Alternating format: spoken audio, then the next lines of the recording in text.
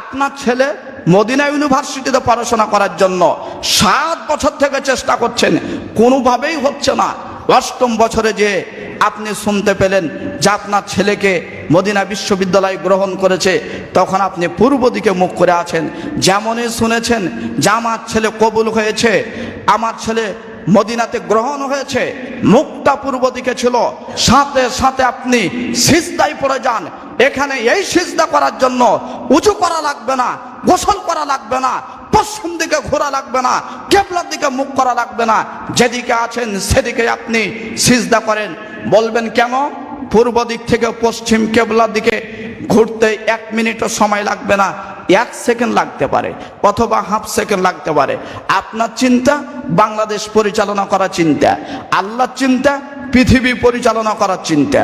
আল্লাহ তাআলা বুঝান এইভাবে, যখন আপনি পূর্ব দিকে মুখ করে আছেন, তো এই যে মদিনাতে আপনার ছেলের নামটা কবুল হয়েছে, এটা পৃথিবীর কোনো শক্তি করতে পারেনি।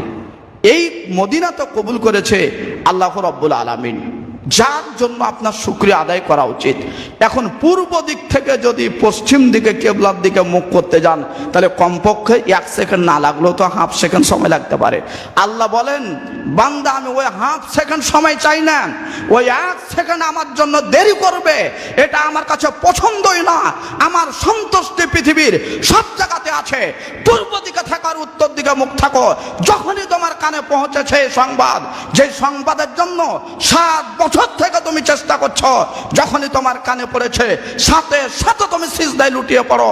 আমার জন্য তুমি একটা সিজদা করো, ওই সিজদায় শুকরে লুটিয়ে পড়ো। কিবলার দিকে যাওয়ার প্রয়োজন নেই। এই হিকমতের কারণে সিজদায় শুকরের জন্য কিবলা শর্ত নয়, কিবলা ওয়াজিব নয়।